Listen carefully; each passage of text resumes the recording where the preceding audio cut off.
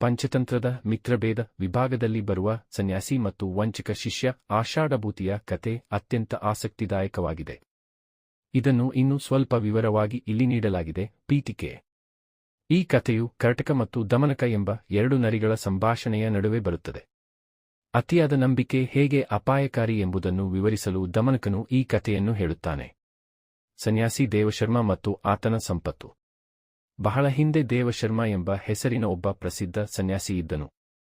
ಭಕ್ತರು ನೀಡಿದ ಕಾಣಿಕೆಗಳಿಂದ ಆತನ ಬಳಿ ಸಾಕಷ್ಟು ಹಣ ಮತ್ತು ಬೆಲೆಬಾಳುವ ಬಟ್ಟೆಗಳು ಸಂಗ್ರಹವಾಗಿದ್ದವು. ದೇವಶರ್ಮನಿಗೆ ಯಾರ ಮೇಲೂ ನಂಬಿಕೆಯಿರಲಿಲ್ಲ. ಆದ್ದರಿಂದ ಅವನು ತನ್ನ ಎಲ್ಲಾ ಹಣವನ್ನು ಒಂದು ಚೀಲದಲ್ಲಿ ಹಾಕಿ ಅದನ್ನು ಯಾವಾಗಲೂ ತನ್ನ ಬಗಲಲ್ಲೇ ಇಟ್ಟುಕೊಂಡಿರುತ್ತಿದ್ದನು. ಹಗಲು ರಾತ್ರಿ ಆ ಚೀಲ ಅವನ ಜೊತೆಯೇ ಇರುತ್ತಿತ್ತು. ಆಷಾಢಭೂತಿಯ ಪ್ರವೇಶ. ಆಷಾಢಭೂತಿ ಎಂಬ ಹೆಸರಿನ ಒಬ್ಬ ಕುತಂತ್ರದ ವಂಚಕನ ಕಣ್ಣು ಈ ಸನ್ಯಾಸಿಯ ಹಣದ ಚೀಲದ ಮೇಲೆ ಬಿತ್ತು. ಈ ಮುದಿ ಸನ್ಯಾಸಿಯನ್ನು ನೇರವಾಗಿ ಎದುರಿಸಿ ಹಣ ಕದಿಯುವುದು ಕಷ್ಟ, ಉಪಾಯದಿಂದಲೇ ಇದನ್ನು ಪಡೆಯಬೇಕು ಎಂದು ನಿರ್ಧರಿಸಿದನು. ಅವನು ಸನ್ಯಾಸಿಯ ಬಳಿ ಬಂದು ಅತ್ಯಂತ ವಿನಯದಿಂದ ಕಾಲಿಗೆ ಬಿದ್ದು, ಸ್ವಾಮಿ, ಈ ಸಂಸಾರದಲ್ಲಿ ಎಲ್ಲವೂ ಮಾಯೆ ಎಂದು ನನಗೆ ಅರಿವಾಗಿದೆ. ನನಗೆ ನಿಮ್ಮ ಶಿಷ್ಯನಾಗಿ ಸೇವೆ ಮಾಡಲು ಅವಕಾಶ ಕೊಡಿ, ನನಗೆ ಮೋಕ್ಷದ ಹಾದಿ ತೋರಿಸಿ ಎಂದು ಬೇಡಿಕೊಂಡನು. ಅವನ ನಟನೆಯನ್ನು ನಿಜವೆಂದು ನಂಬಿದ ದೇವಶರ್ಮನು ಅವನನ್ನು ತನ್ನ ಶಿಷ್ಯನನ್ನಾಗಿ ಸ್ವೀಕರಿಸಿದನು. ನಂಬಿಕೆ ಗಳಿಸುವ ತಂತ್ರ. ಆಷಾಢಭೂತಿಯು ಸನ್ಯಾಸಿಯ ನಂಬಿಕೆಯನ್ನು ಗೆಲ್ಲಲು ಬಹಳ ಶ್ರಮವಹಿಸಿದನು. ಸನ್ಯಾಸಿಯ ಕಾಲು ಒತ್ತುವುದು, ಸ್ನಾನಕ್ಕೆ ನೀರು ತರುವುದು, ಮಠವನ್ನು ಸ್ವಚ್ಛಗೊಳಿಸುವುದು, ಹೀಗೆ ಎಲ್ಲಾ ಕೆಲಸಗಳನ್ನು ಅಚ್ಚುಕಟ್ಟಾಗಿ ಮಾಡುತ್ತಿದ್ದನು. ಎಷ್ಟೇ ದಿನ ಕಳೆದರೂ ದೇವಶರ್ಮ ಮಾತ್ರ ತನ್ನ ಹಣದ ಚೀಲವನ್ನು ಕೆಳಗಿಡುತ್ತಿರಲಿಲ್ಲ.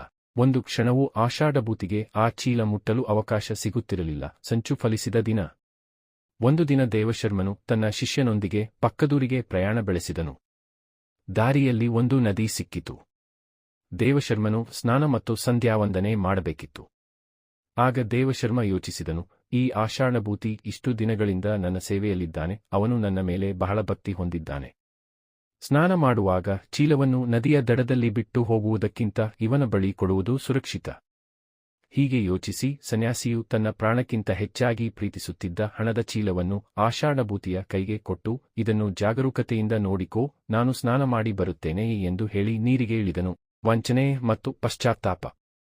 ಸನ್ಯಾಸಿಯು ನೀರಿಗೆ ಇಳಿದು ಮಂತ್ರಗಳನ್ನು ಪಠಿಸುತ್ತಿರುವಾಗಲೇ ಇತ್ತ ಆಷಾಢಭೂತಿಯು ಚೀಲದೊಂದಿಗೆ ಕಾಡಿನ ಹಾದಿಯಲ್ಲಿ ಓಡಿಹೋದನು. ಸನ್ಯಾಸಿಯು ಸ್ನಾನ ಮುಗಿಸಿ ದಡಕ್ಕೆ ಬಂದು ನೋಡಿದಾಗ ಅಲ್ಲಿ ಶಿಷ್ಯನೂ ಇಲ್ಲ, ಹಣದ ಚೀಲವೂ ಇಲ್ಲ. ತಾನು ಇಷ್ಟು ವರ್ಷಗಳಿಂದ ಕಷ್ಟಪಟ್ಟು ಉಳಿಸಿದ ಹಣವೆಲ್ಲ ಅತಿಯಾದ ನಂಬಿಕೆಯಿಂದಾಗಿ ಕೈಬಿಟ್ಟು ಹೋಯಿತಲ್ಲ ಎಂದು ದೇವಶರ್ಮ ಗೋಳಾಡಿದನು. ವಿನಯ ತೋರುವವರೆಲ್ಲರೂ ಒಳ್ಳೆಯವರಲ್ಲ ಎಂಬ ಸತ್ಯ ಅವನಿಗೆ ಆಗ ಅರಿವಾಯಿತು.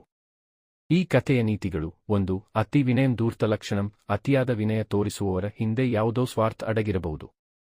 2. ಪರಿಶೀಲಿಸದೆ ನಂಬಬೇಡ. ಯಾರನ್ನೂ ಪೂರ್ಣವಾಗಿ ಪರೀಕ್ಷಿಸದೆ ಅಥವಾ ಅವರ ಹಿನ್ನೆಲೆ ತಿಳಿಯದೆ ಪ್ರಮುಖ ಜವಾಬ್ದಾರಿಗಳನ್ನು ವಹಿಸಬಾರದು. 3. ಸಂಪತ್ತಿನ ಮೇಲಿನ ವ್ಯಾಮೋಹ. ಅತಿಯಾದ ಲೋಭ ಅಥವಾ ಸಂಪತ್ತಿನ ಮೇಲಿನ ಅತಿರೇಕದ ವ್ಯಾಮೋಹವೇ ಮನುಷ್ಯನ ದುಃಖಕ್ಕೆ ಮೂಲ ಕಾರಣವಾಗುತ್ತದೆ.